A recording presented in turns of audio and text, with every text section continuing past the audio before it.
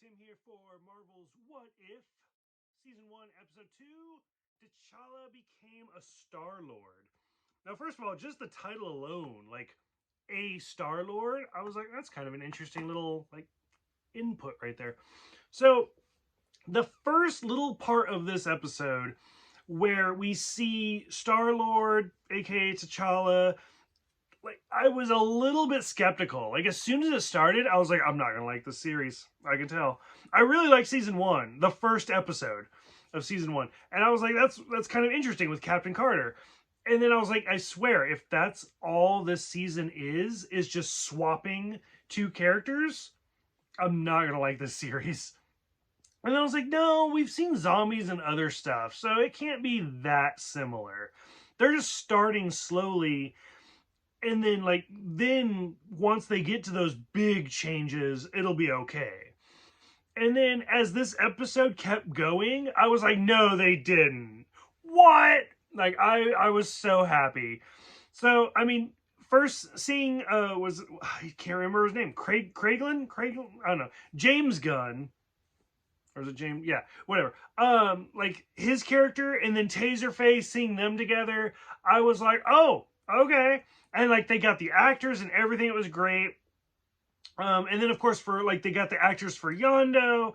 As soon as Thanos came up, that was the moment where I was like, fuck. Like this is awesome. And that it's Josh Brolin. I was like, this is amazing. Nebula, they get her, Karen Gillian.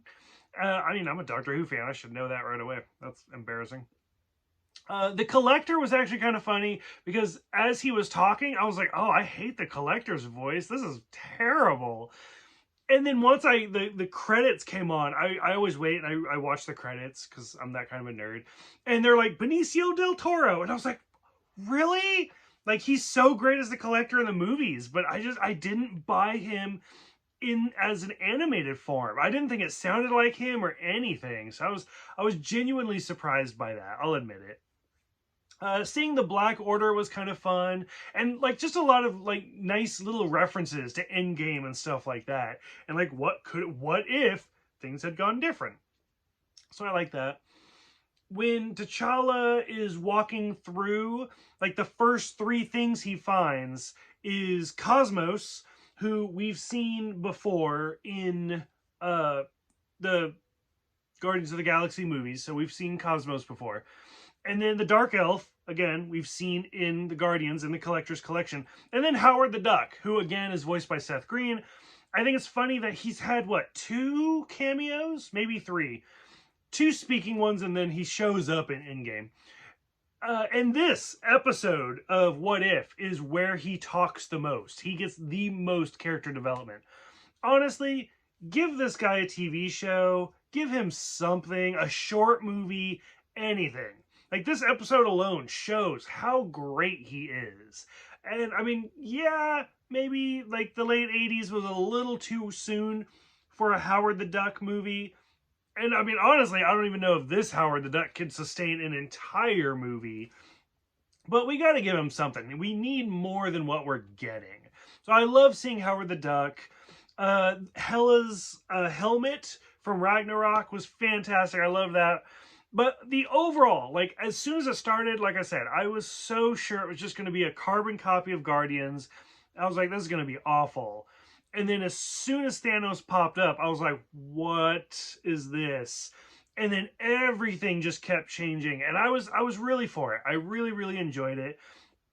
It's impossible to talk about this without thinking about Chadwick Boseman. This is like the last thing he did. As far as I know, this is the last thing he did. So it's really sad. Like, I mean, there was so much potential, and it's very sad that he had passed away. But things like this will live on, and his legacy will live on. So I'm still super excited that we did get to see him act as T'Challa one more time. The final scene where we see Peter and Ego was very odd to me. Like, it was kind of fun. It was weird that it wasn't Chris Pratt, but it was Kurt Russell. But it was odd to me, like, if they don't bring those two back again, whether it's this season or another season or something. It just seemed like a waste of screen time, to be honest with you. Like, I loved how it was Dairy Queen and stuff like that because we saw it in Guardians too. But at the same time, it just seemed very odd to me. Like, it just that little part didn't gel. So overall, really did enjoy it though. I am hoping to see them branch further and further and further away from the MCU rather than what if this character was actually this character. So we'll see. So let me know what you guys think, what you liked, what you didn't like, what characters you'd like to see, what if you would like to see. Thank you guys for watching. Thank you guys for subscribing, and I will see you guys next week.